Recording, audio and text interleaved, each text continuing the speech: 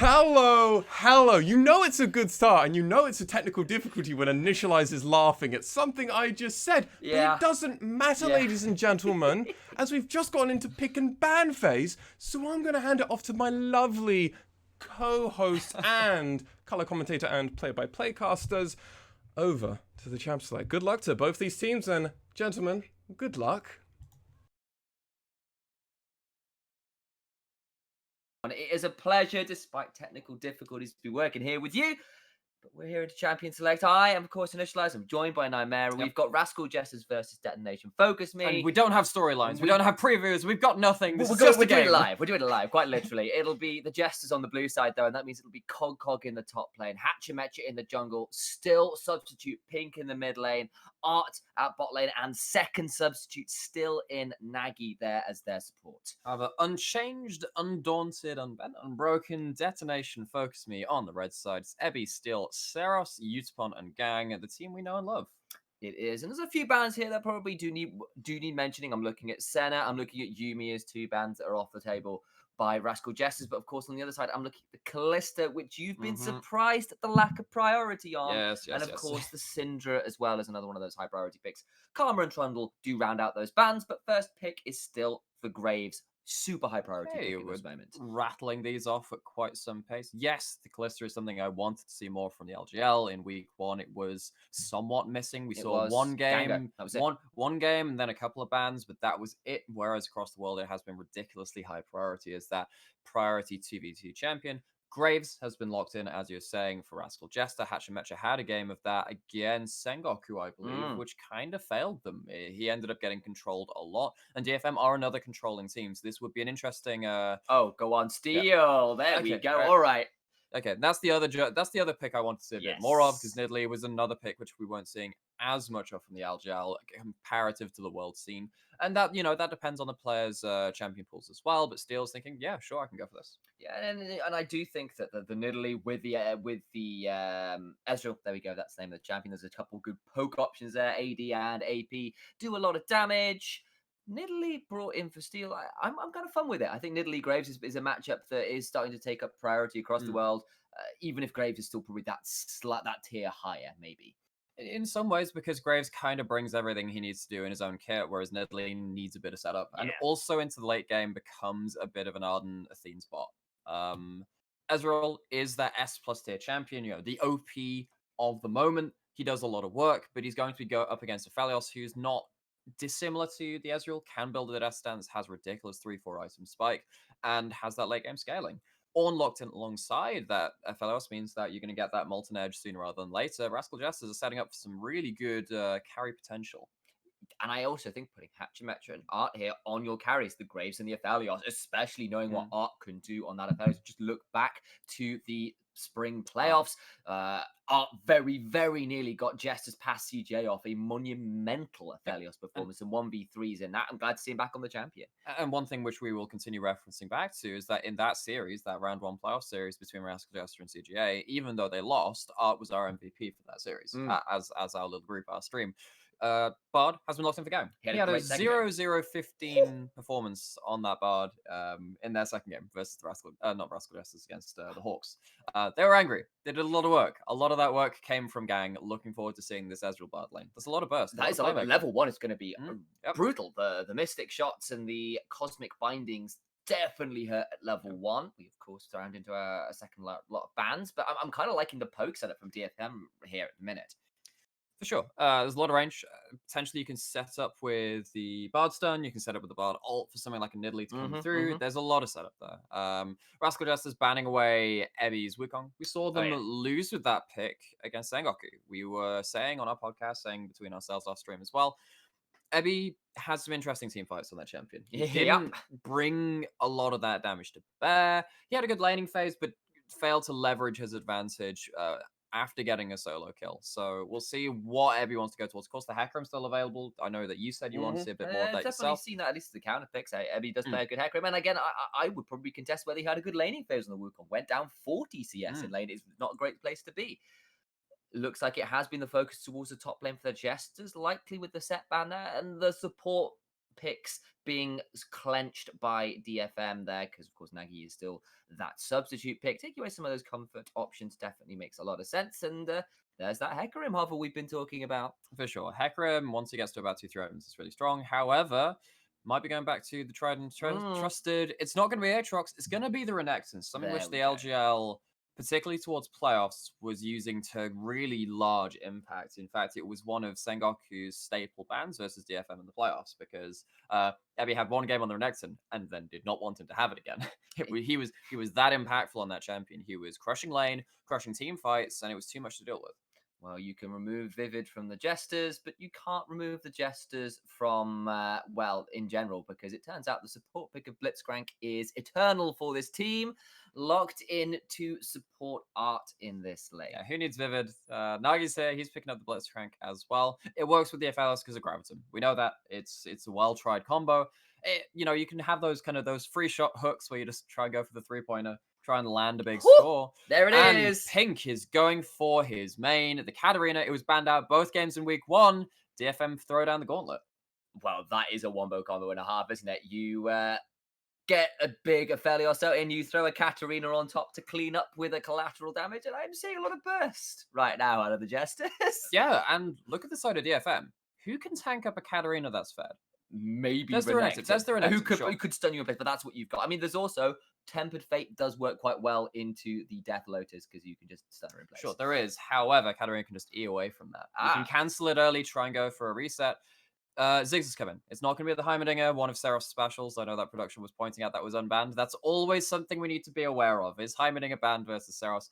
He goes towards the Ziggs instead. So Katarina versus Ziggs, there is very much kill pressure in that lane with the Graves and an Italy too. This mid-jungle 2v2 going to be spicy. It is. I'm also aware that DFM are going to be wanting to keep Rascal Jester arm's length. They have 4 realistically poke champions if you consider Bard with his Cosmic Binding. It's kind of a type of tying into that. And his auto, right? Right, yeah. So particularly if you end up building towards Dabman's play into like a fire cannon, which you can do. That's a lot of fun. That's pretty well. It's a lot of fun. It's also just useful, right? It's have that really extended slow on the Bard passive when you throw the chime at them. And it's good, really good damage. You build like a revolver, dead man's machine, and you just chunk someone out with one auto. For the Jesters, though, and I do kind of want to bring us back over to the Jesters for a little bit. I'm so glad they've kind of indexed into giving their players, especially considering they are running 2 substitutes in difficult circumstances again. Ninja and Vivid are off the lineup because they're not available to get into Japan with travel restrictions as they are. Putting Pink on his favorite main, on what he knows what he's doing with, especially considering difficult week 1. 80 CS down versus Dasher. The Hawks were a team we didn't have a lot of hopes for, really, in a lot of ways. Flame Horizon by Pyrian. Exactly. That is not a great space to be in. Stick him on comfort. Give Nagy something with a bit of playmaking where the one hook that lands can make all the difference. Get your carries onto picks that absolutely blow open the current meta with the Graves and the Aphelios in. That feels like a lot more of a draft that potentially leads to success for the Jesters. Is it snowbally as hell? Is it solo queue as hell? Oh yeah, but maybe that's what you need right now. Potentially, Pink had the weakest showing of the rookies. I think it's fair to say. He suffered versus 2 very prominent mid laners in the LJL. Don't get me wrong, Dash has been on the up and up, and Pyrian, arguably the best laning mid laner out of our current very crew. Talented. His wave control in particular really impresses both of us. Yes, for sure. However, all it takes this game is for Katarina to get like a lucky 2 kills. Like goes bot lane and cleans up bot lane. Gets like a random 1v1, 1v2, 2v1 versus Steel and Seraphs, and then he's off to the races, and then Pink can start running around the map. And if Renekton isn't there, things get difficult. Because no one can take the burst. You can deny the ultimate. There are cancels. Don't get me wrong. There's the satchel charge. There's the wild Q, Bard ult, Renekton, W, and stuff like that. But if you're in a position to waste that on the Katarina while the Aphelios is free firing on you, you're still going to have a lot of issues. Yeah. Well, we do have to see whether the eldest Ducator daughter can find her success from the mid lane, whether Katarina can find her way into a lot of danger and deaths and all the rest of it. I'm going to sneeze. Don't do that on cast. Can you hold it? Let's find out. I'm not going to sneeze. You're not going to sneeze. See, I'm going to sneeze. I'm fine. This guy. All right. Well, it's hay fever. I'm telling you. This is what it is. We're coming into summer here over in the UK. Pollen is a thing. Hay fever's a thing. Nightmare is a bit of a sufferer. So. Permanently just gummed up in Yeah, eyes and nose. That's just glorious. Thank you for sharing. It's a great, Okay, so great position to be in. normally we do predictions pre-draft. It's post-draft now. Yep. Does that change anything for you? Who do you think is going to come out of this? I still think DFM kind of got what they want out of it. I think it's hard to call Rascal Jesters as a favorite, even if they do pick up some interesting things in draft. They're just in a horrible position with where their roster is with substitutes and stuff. It's always going to put them in a difficult position for me. Yeah, don't get me wrong. I don't mind Rascal Jester's draft. No, I don't either. You've And got with the circumstances as well, makes sense. Yeah, you've got Engage from the Ornn with the ultimate, and it works against DFM because they do have quite a squishy team, and they don't really have anyone that wants to stand in the Call of the Forge God.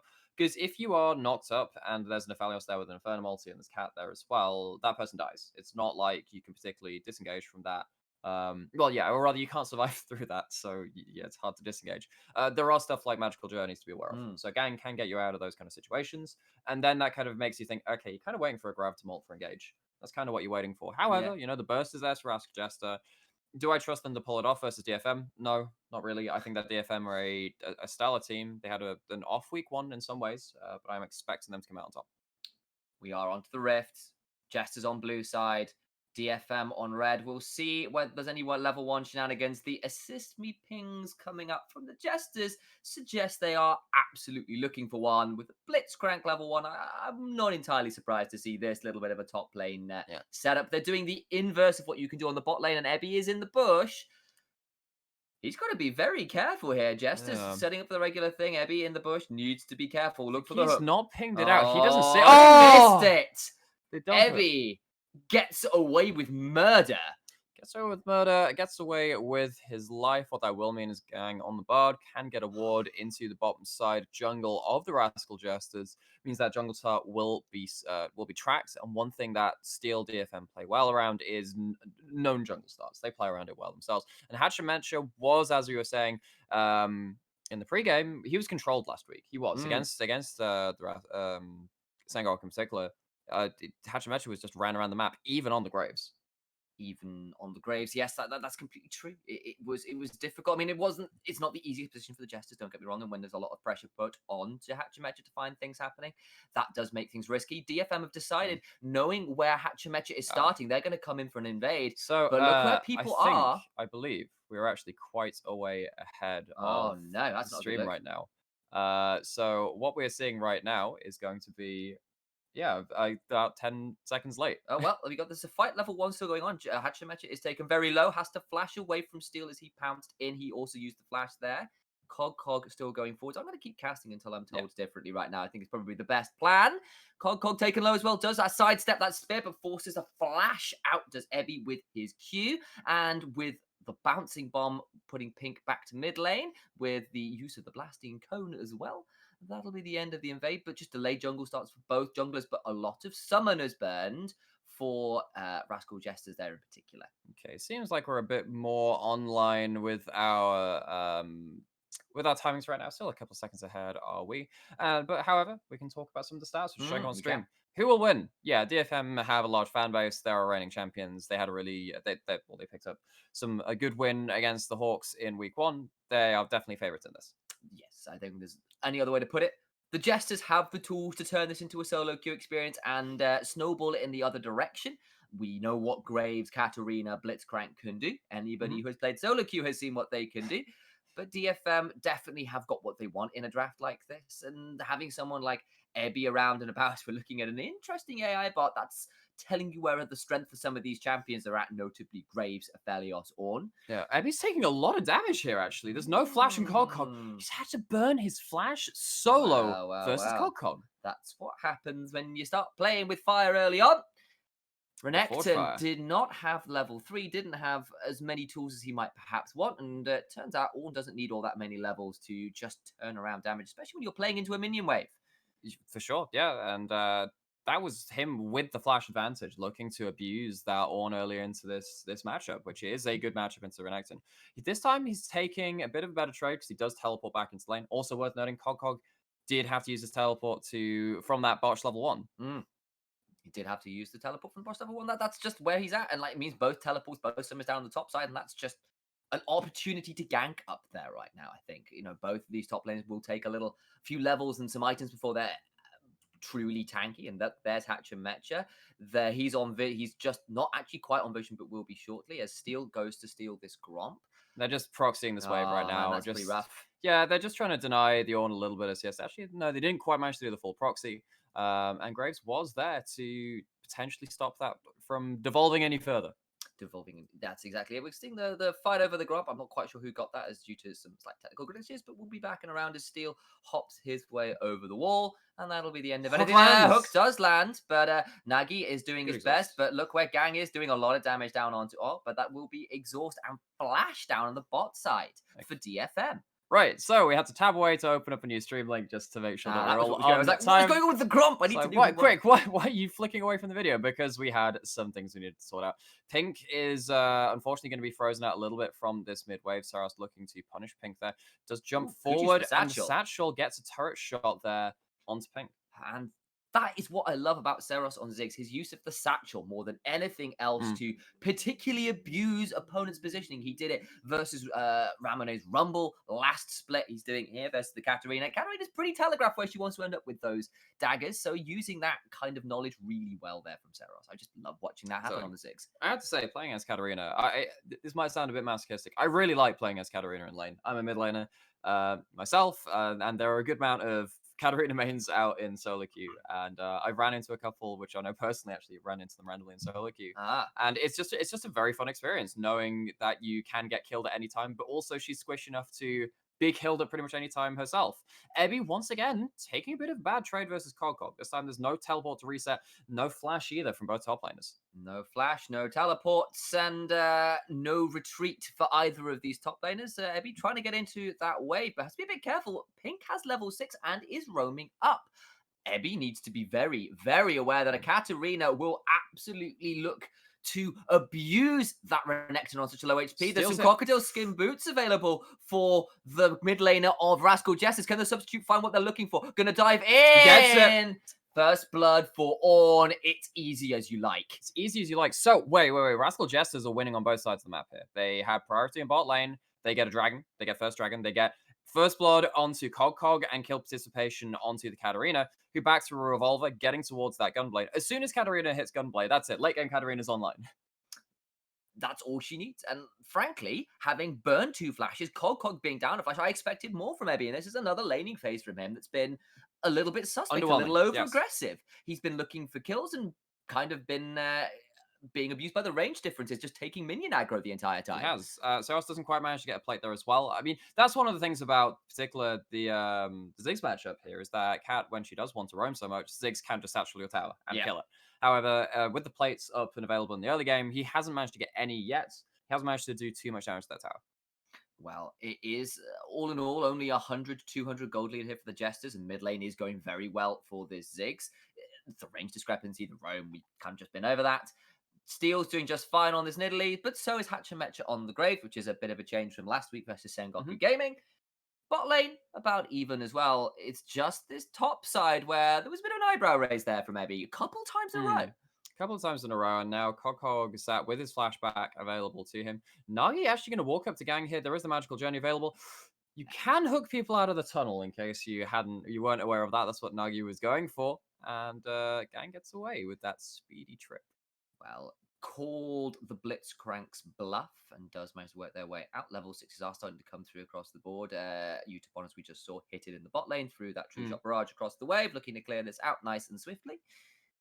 But keeping an eye on the rest of the map, worth pointing out, the Rift Herald has now spawned. Watch for those resets. HachiMecha is already here, has got a control wall down and maybe looking to start it up. The thing for me is that Pink is in a much higher level of power than Saros right now, and Ebby has had to go for a Kindle Gem first on the Renekton. Actually, for the first time in my league career, I've started playing Renekton recently. I've been enjoying that. Yeah, I played him a couple times in an ARAM and I thought, hey, let's bring this out in the Rift. Didn't you? That's right, you did about 2,000 damage a minute, didn't you, in an ARAM game? I mean, it's an ARAM game. That's not something Ebby is managing right now, and with no flash, this isn't looking good. Flash there does get him out. Came out just about in time. HachiMecha flashed for a follow-up, which wasn't there as well, though.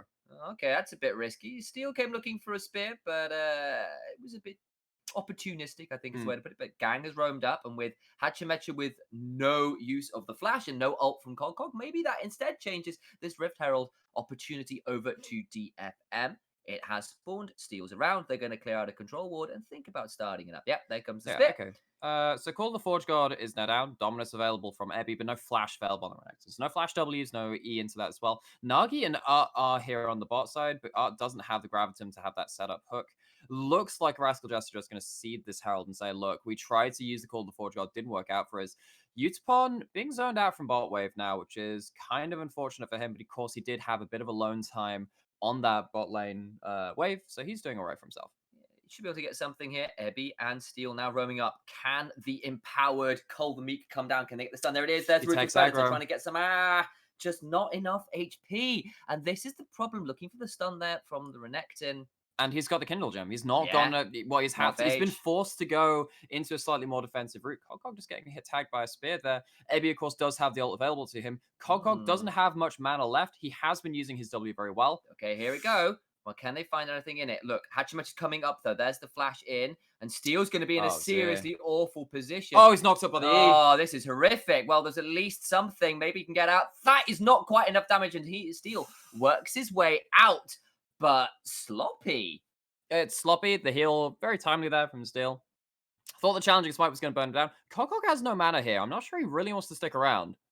Neither does Ebby, though, knowing that the Graves is there to shield the Ornn, though. I could see what Ebby was thinking, but that's a couple times in a row. Arcane Shift gets him out. Yeah, that's always a useful buffer that you can do on the edge. But that's a couple times in a row where the top duo of DFM have felt a little out of sync there. Ebby going in, takes a huge amount of damage, doesn't get the stun really down. But I'm loving what the Red Jesters are doing on the flip side of that. You know, we're not just casting the DFM side of this. There is a Rascal Jester in this game too. There are 5 of them, in fact, on the blue side of the map. Hachimecha has not been controlled this time around. We were talking about that from week 1. That's the narrative we've set up because we had no pregame. But you know, this Graves is doing fine. He's ahead in farm. He's been getting on across the map, getting into the fights, and getting some damage down. He's doing well. He's doing very well indeed. He's got to be around in about 15 seconds for this Cloud Drake start, though. When DFM are already around and sticking down control wards, they have got a Rift Herald in inventory, and they've still got plates available. So there is that old school, use the Herald, put a Ziggs satchel down, take a tower, and then rotate over the Dragon for a serious burst of gold and map power. Yeah. I suspect that might be the play for DFM here. And they just had Nidalee reach her jungle item. So Nidalee is a farm jungler. You know, she's happy to kind of sit and farm and just like power farm up to item advantages, particularly against Graves, who's that similar class of champion. You can see that actually still going to walk into the mid lane, throw a couple of spears, throw down the Herald as well. So it's going to be some pressure mid lane. It won't be the whole tower. I don't think Hachimecha is still there. But remember, really Ziggs with a satchel as well. It's not there yet. He will need to find some extra time onto that tower. With the Cloud Dragon alive, DFM might just go towards that.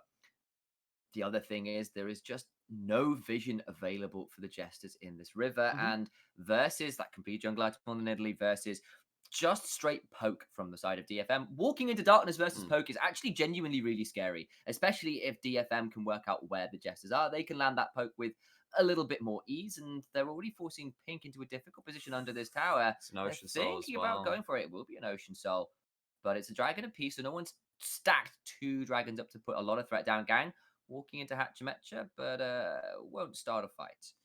Not just yet. It's also worth noting, okay, Abby going for a fight on the top side, but yeah, worth noting that, of course, there's really long-range follow-up from the side of DFM. If you ever get a pick somewhere, Abby's continuing this strategy. Going to let you take this.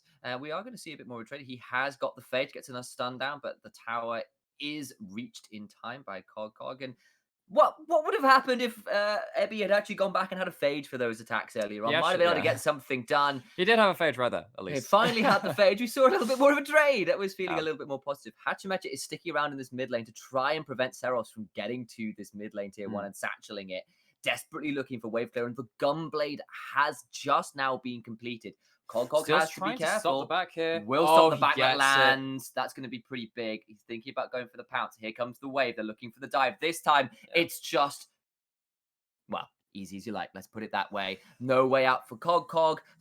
This time it looked a lot more controlled from DFM. They've got a CS lead on the top side. That Tempered Fate lands. Art now in a bit of trouble. Looking for the binding. Doesn't quite land, but it's damage back onto Gang, who uses the portal to get away. It's but, just an ultimate for none there. Yeah, they were looking to sort of prevent the pressure down that bot side. That top lane tier 1 taken very, very low. 4 plates taken overall there. And for all that we were a little bit, wary of how the early lane was going, actually, it's now a 22 CS lead. It is 4 plates and a kill up in that lane. That's looking a lot stronger for DFM as a hook landed in bot lane. Oh, Saros is actually going to... Oh, Saros might die for this. No, he does, because he tried to find his way out, went for the turret, gets the turret. Oh, Steal! Good steal goes down for Pink! Oh, my God! Pink! Monstrous play there.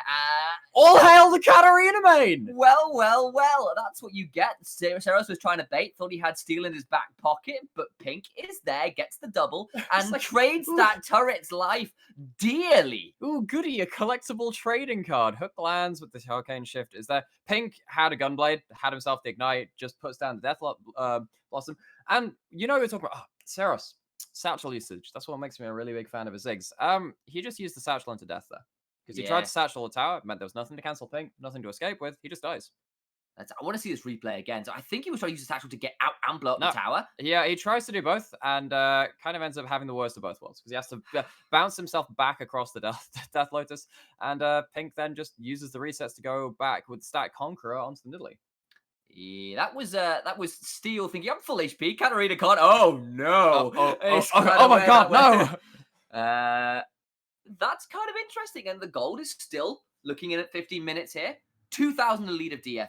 They have got a big CS lead in that bot lane. Saros did go back and get that Loons. They are in a strong position, but Rascal Jester are fighting a little bit more than perhaps you were expecting. It's 3 kills to 1, and 2 of those kills just came on the back of some greedy mispositioning or just greed in general from DFM. So the thing for me now is that there are really long lanes which Katarina can potentially run people down in. There's a Herald available. This could be a big fight too. Looking to see what's happening with the hook. It lands onto the Herald. The priority target. That, though, unfortunately, and we've got to see that there is the untransformed Muramana in inventory for the Ezreal, Infinity Edge in for the Aphelios. Those are big items. Keep your eyes on them. Pink is on the side as well, and we've seen that Katarina with 2 kills. But the poke from DFM is horrifically obnoxious.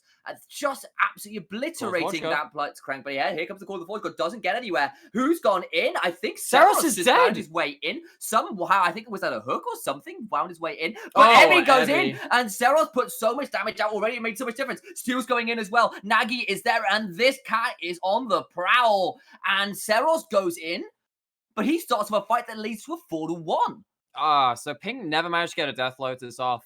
Really tried to get in there. Ebby had just held onto his W. Well, I'm sure we'll see the replay there. What this will mean is that DFM get themselves, unfortunately not the Herald, that was taken away by Rascal Jester by the looks of it, but they will get themselves a wave put into the top side and a lot of kills onto this Nidalee and onto this Renekton. Well, that indexes that gold lead up another 4,000 gold. Just exploded. Up to 4,000 gold, rather, to phrase that correctly.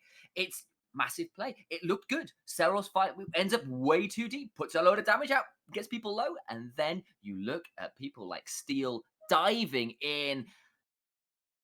That Nidalee definitely pulled away in that fight. And considering that Saros died so early on into that, I was very surprised it went that heavily in the favor of DFM. We're going to go see the replay now, which is why I was like, oh man, let's try. Let's try and go in. Did he hop his way in? Let's have a look. There's a chance it was something like a hook. We'll have a see. He's trying to get out the smoke screen. Oh, the satchel just times out and blows him that way.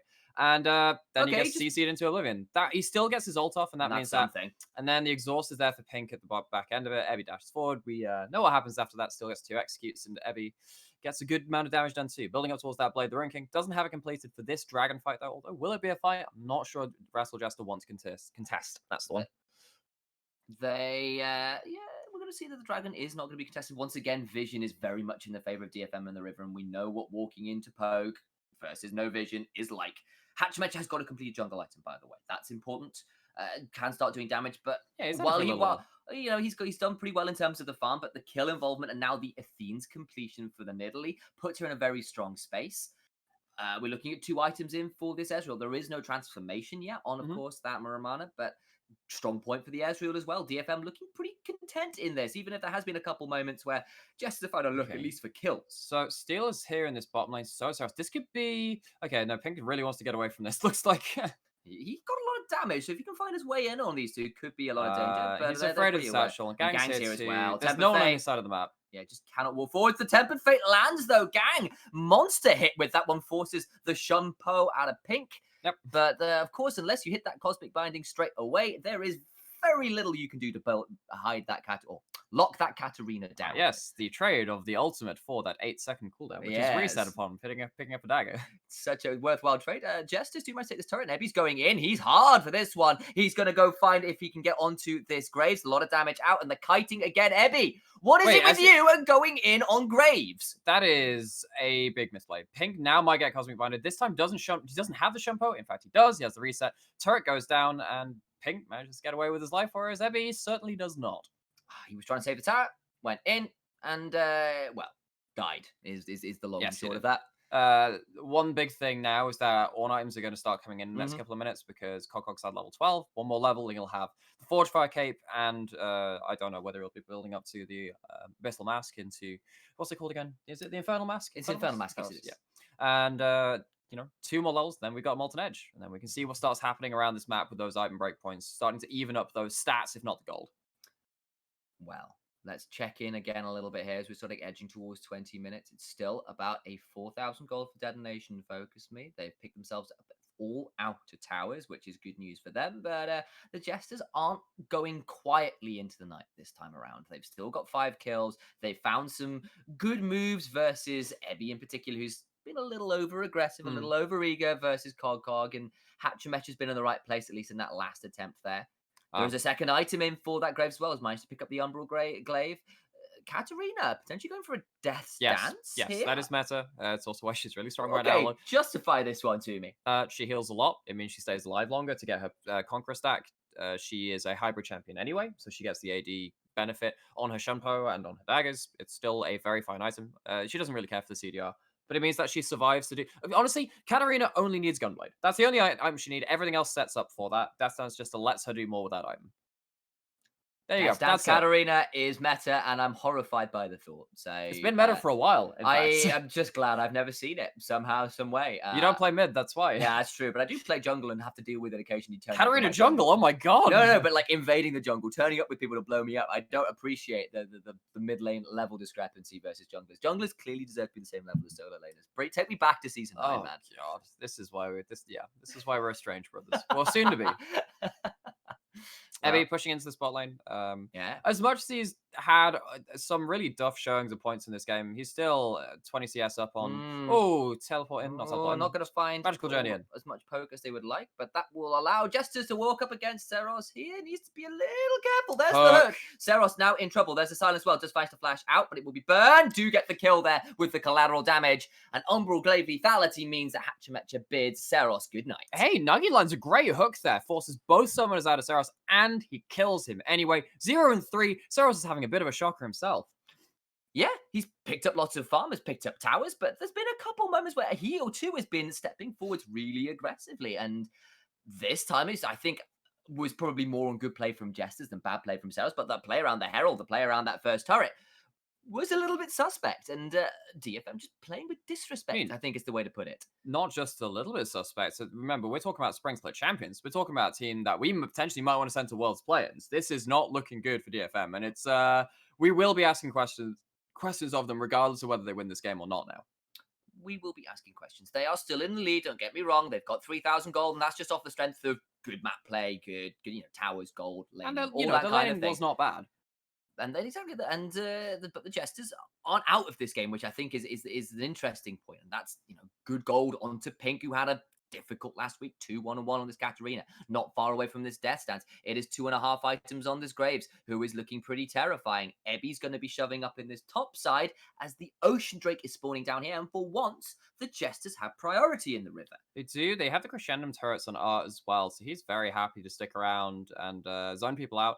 Looks like DFM are going to call a bluff, or rather not call the bluff at all. It's not a bluff. They're just going to start heading towards these towers with the Ziggs, with the Ezreal, see if they can get themselves a top out in a turret here with the Satchel. Nearly guaranteed. Comes Satchel over the wall, taken as you like it. shouldn't have said nearly guaranteed. It pretty much was guaranteed, in fact, as DFM look to try and get around that mid lane tier 2. Are going to get it as well. So that'll be 2 towers for Cogcog's just a second. TPing in. Cogcog has teleported in, but Steel is trying to find his way out. Get out. Oh, Skill flashed into it. Oh, and does go down. That will be a 1 kill there. See where they can hold Seros. Pink gets Watch the Katarina. The Katarina has gone to the backline, and that's huge. Utapon trying to stay alive. Pink trying to get on. But oh my god! No, does get the kill. It's a shutdown now onto Utapon. Following in, and that is a 3 for none. What a teleport by Cogcog. What a play by Pink. The hook does miss this time, and Baron is alive, and Rascal Jesters have members on it. I mean, in Pink we trust. I was thinking, oh man, Utapon's looking pretty strong on the side of DFM. It doesn't matter. Pink finds his way into the backline, gets a 4-man Death Lotus, and at that point, remember, Katarina's ultimate has 60% healing reduction. It's increased Grievous wounds. Even if you have a heal, even if you have a Death Stance built up, anything like that, you're going to find it hard to survive the burst damage coming out. Let's have a look at what happens here. Cogcog finds a very deep teleport to go to, but with the Home Guard, with the teleport speed buff as well, he catches out Seros, and Steel flashes into the back end of it. Pink gets the Gunblade onto Utapon as he's running away, and just flashes forward for this huge Death Lotus right in the middle of the team. Gang gets out. He does. Somehow he pulls off some magic trick, but that's not the important thing. Even though he gets out, the Baron falls, three team members fall as well. The gold is now even. Look at that damage done to Champions, the last team fight as well. Cogcog destroying with that Call of the Forge God, and Death Lotus was pretty eponymous there. A lot of death to be found with that particular flower out of Katarina. And what looked like a great play from DFM. Yeah, we'll trade a second Drake for 2 towers and get out with a magical journey. Seemed flawless, but the plan falls apart with a great teleport and a great engage, and just Pink knowing the damage limits on the Katarina. And look, DFM aren't prepped against this. You can tell. Perhaps rightly so. You don't expect a Katarina. Well, you do when everyone else has been banning it, and Pink is also a notable Katarina main. Well, they think they could do it. They think it'll be fine. Katarinas that get nowhere all the time. But look at that AI shift here as well. 63% for DFM is now 63% for Rascal Jesters. Yeah, that's a huge percentage. What this does mean, though, because also remember that Rascal Jester, they've still only got 2 turrets. DFM have been pushing down most of this game. They're still going to have a lot of wave clear. They're still going to probably not lose this mid-outer turret in this push. But what it will mean is that DFM don't have that Baron. They don't get to shove in all 3 lanes with the Azrael, with the Ziggs poke, with the Nidalee poke, and force and close out this game. What this means is that Rascal Jester potentially can stall out this game. They have Death Stance and Sork Boots onto, Sork Boots been there for a while, but have a completed Death Stance onto the Katarina. Molten Edge down to the Aphelios as well. They're reaching some massive item breakpoints. And I had my eyes on Art. I had my eyes on Hachimechi to be the carries of this game, but Nagy's it has going been forward. played. Nagy as well Hooks. finds another hook. This man don't miss. Seros. You don't miss, and Seros is just attracting all these skill shots, like moth to the flame, and he's burned up for the 5th time this game. He is, and this infamous Ziggs, the Ziggs that was so good last week, is struggling to stand forward, and Nagy has been punishing. There's been some really great hooks out of this guy as well. We've been talking about Pinks, he's making the flashy plays, but I think this Blitzcrank needs to be given some credit too, as the Jesters break down 3 turrets. They break their way all the way through the mid lane and take the inhibitor. And we were talking about this week being the bounce back week. I'm going to be honest, I didn't expect it to be for the Jesters. I thought this could potentially be a 0-4 start, and right now, they might be taking down DFM. However, speaking of that, Hachimechi caught out. Yeah, the steer lands as well. That's really well timed, and that's a big shutdown. A minute before Dragon. And it is a minute before Dragon, means that the DFM squad can set Oh, up around it. oh, As well no. walk forward. Oh, the bounce back is here for DFM. It's 27 minutes into the game, and Art has no way out. The hook is there, but do you really want to hook that Renekton in? The Death Loaders are there, and Pink thinks, yeah, no. The turns out the biggest spin to win is from Ebby's Renekton there, not the paltry daggers that bounce off the crocodile's skin. And after a huge Baron power play, Rascal Jester just let it slip. Hachimechi caught out first, then Art walking blind even into his own side of the jungle was ill-advised. And it's now the veteran carries as well. It's Hachimechi and Art. It's not the new guys. They were fine. Just Hachimechi wanders into the... recalls badly, gets caught out. Art walks into a bush, gets caught out. And that's why you can't count DFM out. Even when they have these kind of sloppy mistakes, they do know how to play the map in the resets. It's what Fnatic and G2 talk about. If you were watching Bwipo talk yesterday, say, yeah, Never mind what happens when you take the Baron, it's the seconds afterwards. It's the seconds after the resets where people like DFM can punish you. Well, this is the thing, though, right? In this specific instance, Rascal Jester had a fine Baron power play. That was the problem. Oh, it's the resets afterwards is what they were talking about. Sure. But then they took the Baron. It's just then when the Baron falls off. That's the thing. It's a couple of steps. The reset after the Baron. Yeah, so this is like, oh, you'll talk about the reset after you've just taken it, and what do you do with the lane assignment, stuff like that. After the Baron ends, what are you doing? What this means is that DFM, with a series of good picks, they managed to get themselves onto Ocean Soul Point. Rascal Jester will be looking towards his top lane. Nagi's looking for maybe a hook. Remember, this guy has had a really good game. Been landing a lot of different hooks. Saros has been a beneficiary of most of those. Misses that one. Only 0-0 and 2, but those hooks he has landed have been very influential. Top lane tier 2 does fall, but DFM probably okay with that trade for now because they didn't get hooked for once. Yeah, for sure. Also worth noting that we're looking at these AD carries, and while the Molten Edge is available to Art, the 3-item spike is available to you. Death Dance Iceborne Gauntlet is tanky as all get out for this Ezreal. Sure, and that's the Executioner's calling as well, and Morel and Robert got on Sarah's like the healing from a lot of these guys suddenly not as high as you'd but that is the 3-item spike onto the Ezreal, right? However, the thing, and speaking of that, the 3 items just been hit by Art. The reason that the Ezreal hits these items before the Aphelios is because Hurricane is more expensive than Iceborne Gauntlet. Iceborne Gauntlet is a very cheap item, allows you to get that extra couple of hundred gold to put that into your 3rd item quicker than other AD carries can because they're still stuck trying to complete the 2nd item. But now you have the unupgraded 3-item Aphelios who can absolutely tear open a team fight if you don't walk into Fog of War into Renekton. Well, DFM think they've got control over the river, and they can have it in terms of vision, but what they don't have is clean jungle, because look at the wards in and about for a very big cog teleport opportunity. DFM, as we spoke about in the pre-game, don't have all that great a way of keeping themselves away from the CAD arena. And if Cog is getting in behind and preventing them from keeping their distance, well, you saw that fight in the jungle that led to the Baron in the last time. And Cog already pulled off one great teleport, definitely could pull off another. It's not going to be that happening right now. He might be caught out here. He's just been seen by Hachimecha. Yeah, okay, he is, but he's still got the slice and dice, so he just walks his way away. The AI Vault switching back a little bit from the 63% that Jesters had beforehand. Now only back slightly to 55%. More muted, yes. 1 or 2 wards still in inventory, but Umbral Glaive is a great item, and Graves swiftly sniffs that one out. Wave control for the Jesters, vision control for the Jesters. There is a ward in the blue buff for Ebby if he wishes to teleport, and they may need to because the Baron is now started up by the Jesters. So what are DFM looking to do? So there is still a teleport ward, or well, several behind the back here. Ebby's going for it right now. Turrets are being set down. Art will see Ebby coming in here. He's going to get out around the back of this blue buff. Is he behind enemy territory? No, the magical journey means that DFM form up behind him. Oh, they're going in now. There is the Dominus in. Call of the Forge God comes out. No, it's not quite. Yes, I apologize. I thought it might be coming down, but there's the flash in. Dominus is still running. Ebby goes golden. That's a decent Call of the Forge God, but Gang does go down. Cog's in the front line. Hachimecha is a monster, but Ebby is running rampant in the back line as well. Utapon is so damn strong, and this time Seros and the Ezreal stay alive, and they get a 4 for 2. Utapon Seros has flashed over. Well. They're going to try and get this one. Dune finds the kill. No, what? Seros just stood still and died. He was stunned, I believe, there. I'm not entirely sure what happened. 1 and 6. He flashes over to follow Cog and dies for it. Well, in that case, it will be a 4 for 3 in the end. And there is no way I feel that Cog can come in and contest this. Has got teleport, I suppose, and there is no smite. But I think it would be risky at best. But this is still going to eat a lot of time out of DFM. There's 1 minute until the Ocean Soul point for them spawns. There is going to be no contest. What this does mean is, though, because they're taking so long to secure it, it will be on 4 members of their team. Steel and Gang do revive. So it's a 4-man Baron for DFM. 4-man Baron for DFM is the end of the play. Let's look at this one more time. Ebby teleports in, backs away, finds his way off vision, and then just runs at the back line. Ebby has a monster team fight here. So he pops the Dominus, gets himself the rage stacking up. The Seros' ult, not the best thing ever. Nagi takes a huge amount of damage, even though he gets a pretty decent hook in. And Hachimecha has a good end of the fight. Pink effectively gets nothing done. The Death Lotus is ineffective. He gets blown up. Ebby gets right on top of him. And what this means is that the carries, particularly this Utapon, who's, untouched on this throughout Ezreal, just gets to run rampant. Let's see what happens here. Saros flashes over. He hits a Q. He just stands still.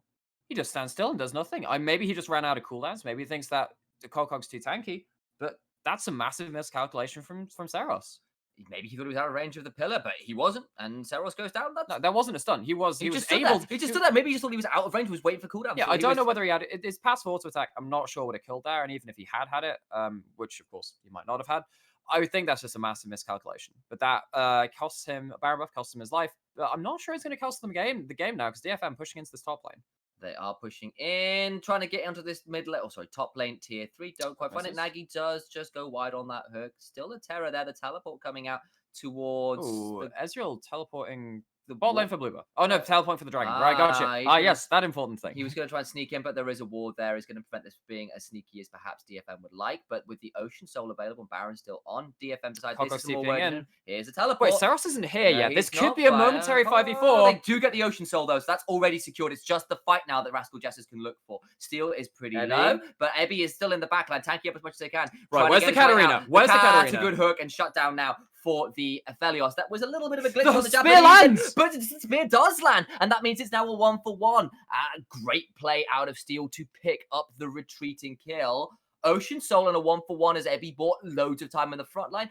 Very worthy trade there for DFM. Ocean Soul is normally a very huge objective, and in this game, it is still a huge objective. However, at least they have that increased Grievous Wounds from the Katarina ultimate. If Pink gets into the the opportune permission, optimistic, that's not the word, that means that the Rascal Jester can still win fights. However, DFM will still have that Ocean Soul ticking over. If the fight ever becomes split, I don't see how Rascal Jester win these fights. How do Rascal Jesters win these fights? Well, I raise you a 4-item Aphelios and a Void Staff now picked up on Katarina and a lot of lethality on the Graves. Seros has been blown up. He's still going to be blown up if he ever gets caught, and there's quite a lot of ways to get on top of him. If Nagy lands a hook on him, that's going to be difficulty. But yeah, Pink will definitely be typing in the end game chat. Better mid wins this game, I believe. we're going to have to see how that one goes out. But again, Utapon now at 4 items as well. It's got a stopwatch. Similarly, there is a stopwatch in for this Nidalee as well. With the Lich Bane that completed a little while ago, there is room to blow people up, and Pink has been diving forwards, but has found his way onto minefields more often than not in the last couple of time fights. He got detonated by that in the one that led to the Baron for DFM, and the Katarina needs to pop off, I feel. And against the exhaustive gang, speaking of gang, who has been caught up by Hachimecha, Redemption comes down though. Okay, yeah, he's going to find his way straight back out. Utapon has gone very deep here, though, and, well, there's a Temper Fate and a Stopwatch, so we'll see how this one plays out. Utapon getting very, very low, goes down. Steel's gone in as well, and DFM, once again, overstep, but Steel finds his way out. Never gets to go onto Hachimecha. Well, DFM clearly were just looking for the fight. That's another hook onto the dominance. We've seen this before. Do you really want to find a crocodile? That's not what you want to go fishing for. And you wanted the fish. You wanted the juicy Ziggs. But no, it's the evil crocodile. And welcome to Florida, because that Florida man found his way to an alligator. And Ebby is a monster at this point. Well, with the Ocean Soul ticking over, level 18 compared to 16. Here we go. He's still going in. Concord finds a knocker, but that might buy some time. But there is just so much tankiness on this horn. But the GA does mean that Ebby's still around. Has had to trade that out, though. And DFM have not quite been reading their damage numbers, it feels like. I think they're getting a little bit big for the breaches there. The GA pop from Ebby, who is currently 7-3-5 on the Renekton, made up for his bad laning phase. Doesn't matter at that point. I mean, he gets the kill, at least onto Nagi, all things said and done, but trading the GA, next fight might not go so cleanly. Might not go cleanly, might go cleanly. We'll have to find out. There's been various things there, because the stopwatch that we were talking about on the Ezreal and on the Nidalee have been burned for that. That's a little bit tricky for DFM. They burnt the Guardian Angel on the Renekton. Seros now has a stopwatch, and that's good news for him, because he's been definitely finding positioning in these time fights a little tricky. And, there is a lot of things to be scared of as a Ziggs. You are a very eminent target for, of course, the Katarina, the Aphelios, the Graves. But with the Ocean Soul and with where they were at in the game, I expected a bit more from DFM there. And one thing which is helping that is that Rascal Jester have only had one Ornn upgraded item. Actually, Arts, Nagi, and Hachimecha have not built items that can be upgraded by Ornn.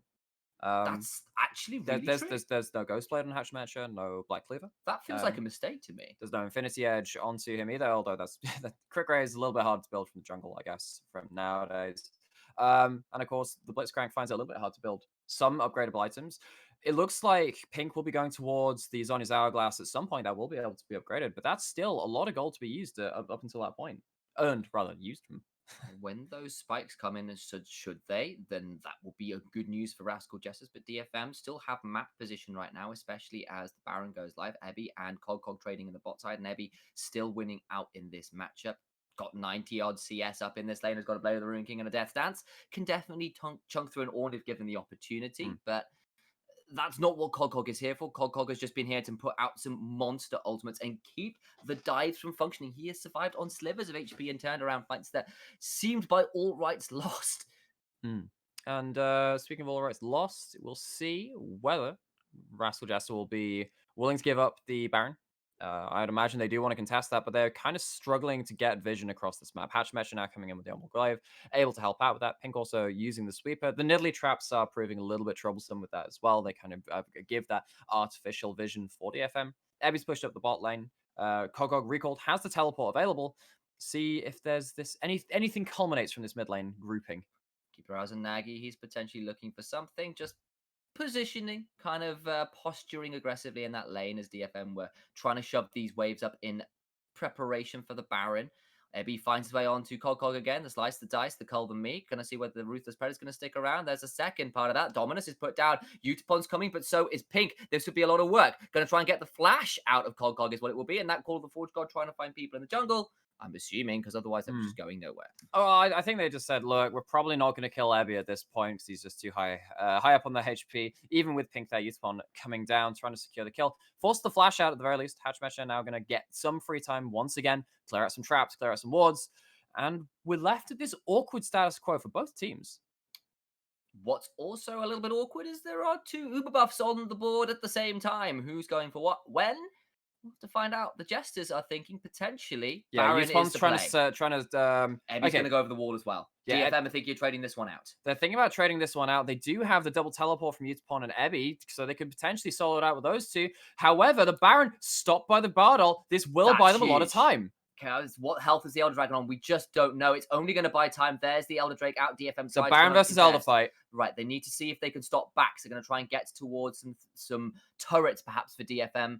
But Renekton is actually recalling. But here comes the teleport in. They're looking to corral. Double teleport. Here we go. This is the DFM special. But Unipon in a bit of a weird spot. Ebby is in a difficult spot now as well. And Rascal Jester managed to find their way out. But the execute not quite there. I thought maybe with that Mega Inferno bomb that Nagy was done for. Not to be the case. But it does mean that top lane inhibitor turret goes down. That top lane inhibitor as well. Completely destroyed by detonation. Focus me, and they're going to move over towards this mid lane. But the Infernum wave clear is pretty strong at this point in the game. And they also have the Baron minions. This is going to be hard for DFM to keep pushing in. Rascal Jester will just want to time out this Elder buff. They don't really want to tangle with these with DFM, who they're already losing these team fights to with that Uber buff.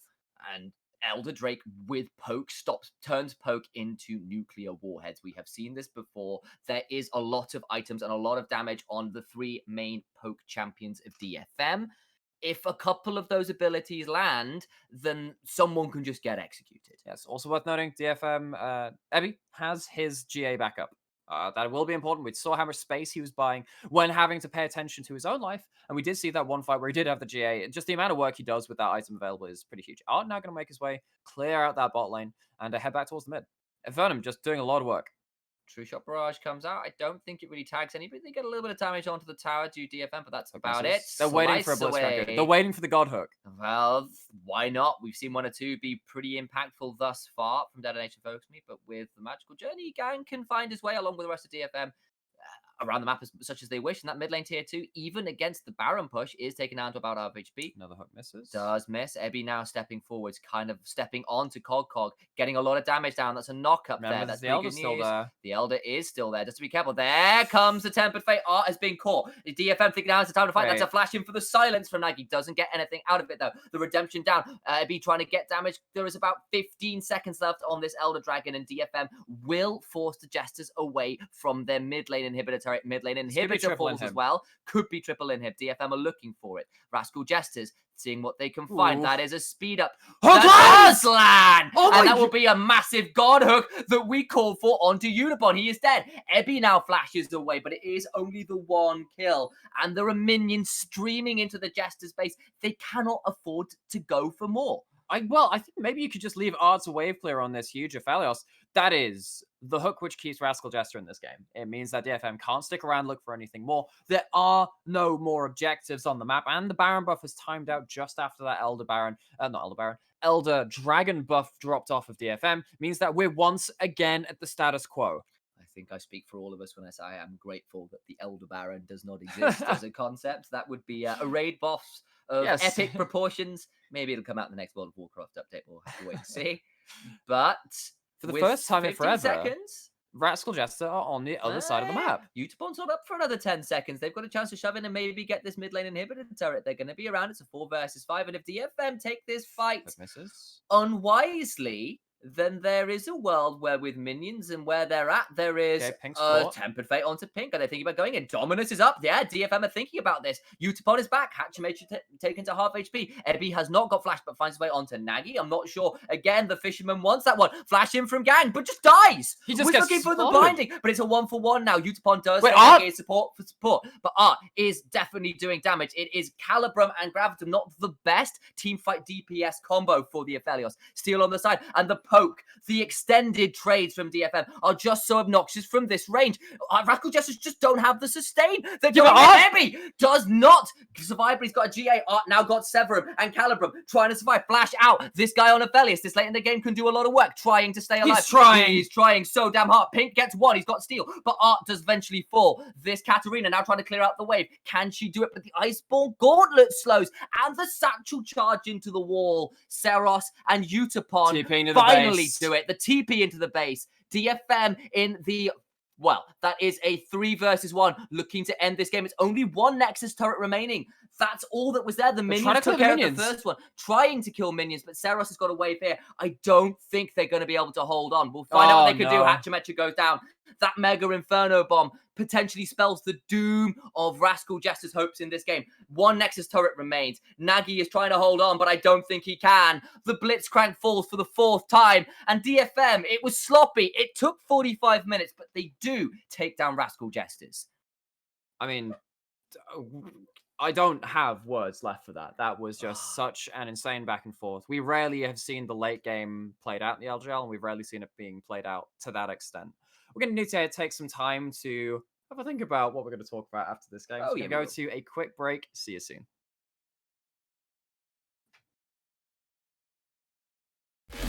Yep, that's right.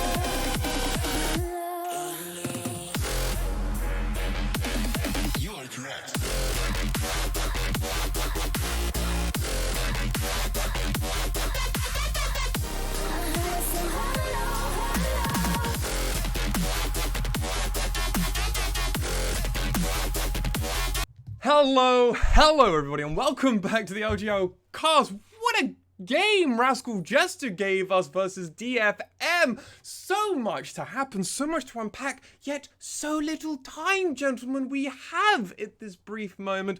Though, if you want to catch our full thoughts, you can check out our podcast. Oof, lovely little plug there, lovely little plug, if I say so myself.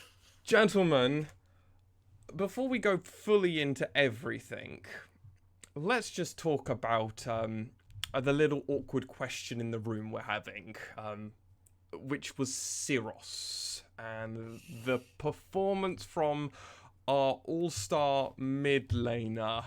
Maybe not so all-star at this moment in time, or potentially is the new blood of the region in pink maybe showing some cracks.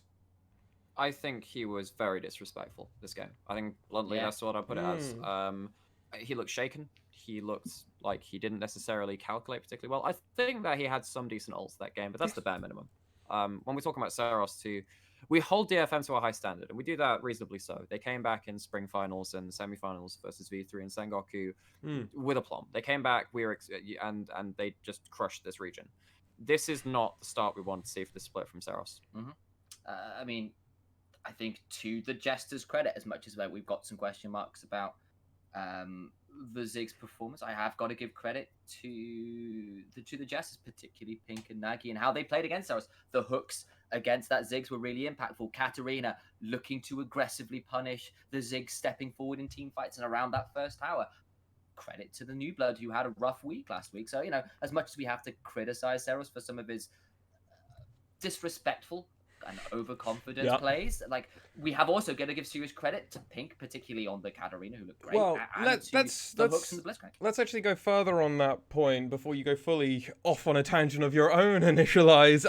Let's bring it back and talk about Pink and Cog and how their performance in this game was world class and stellar. Honestly, Cog was taking it to Ebby in that early game, wasn't he, guys? Cog in the early game, doing very well in lane. Of course, we saw him with a flash down, with a TP down, forced flash out of Ebby. Survived a lot of dives he had no right to. Did die eventually to them, but Renekton and Nidalee is similar to the Renekton release in that regard. You kind of expect to get pressured. It was still pretty awkward there for Cog, but then he made up for it more than enough in the late game. He did. He did eventually fall down 20 CS, but that first 10 minutes or so were really strong for Cog. That failed dive where the Nidalee kind of had to flash her way out and survived on, about 1 HP was a bit of a question mark again from DFM. We kind of saw them pull it back a little bit, but in that lane and in that kind of duo. But originally, it just looked a little bit disconnected, and Cog did well to kind of outplay the de-synergy, the de-sync from DFM. Yeah. I also want to give credit to Hachimecha. The shadowing he did for Cog was definitely an important factor in that top lane matchup that we saw. Let's actually bring around back to DFM. We've got an interesting kind of hypothesis here I saw when I was seeing it. DFM outright just had better macro play. Syros was still able to get that first turret with 5 plates of gold against Pink, who I believe only got at most 1 plate, which is a lot of gold in the grand scale of things. We saw Ebby get more plates than Cog, even though he died in that early game. They definitely were playing around the map better, but to Rascal Jester's credit, when it came to a team fight, especially in those early 20 minutes, it was really, really awkward for them. So there are a lot of tools which DFM had which, kind of prop up that macro. They've got Magical Journey. They have Satchel to push down towers very easily. They have Renekton who has priority over Ornn the entire game. It's just the nature of that matchup. Same with a wave clear mid versus a non-wave clear mid. They had all the tools to have good macro, and they used it. The fact that they didn't close out with that with a huge advantage does make me worried, though. Yeah, and actually, I want to give credit to the Jesters again. I think it was like, what did DFM want to do when they were wanting to rotate around the map? They looked to trade that second Drake for the Jesters for 2 turrets, two inner turrets, no less. They thought they're going to get out with a Magical Journey. And then Cog pulls off a wonder TP into a fantastic Call the Forge God that sets Pink up for success. And I have got to give credit for Jesters for punishing DFM, trying to take it all, and they got punished for it.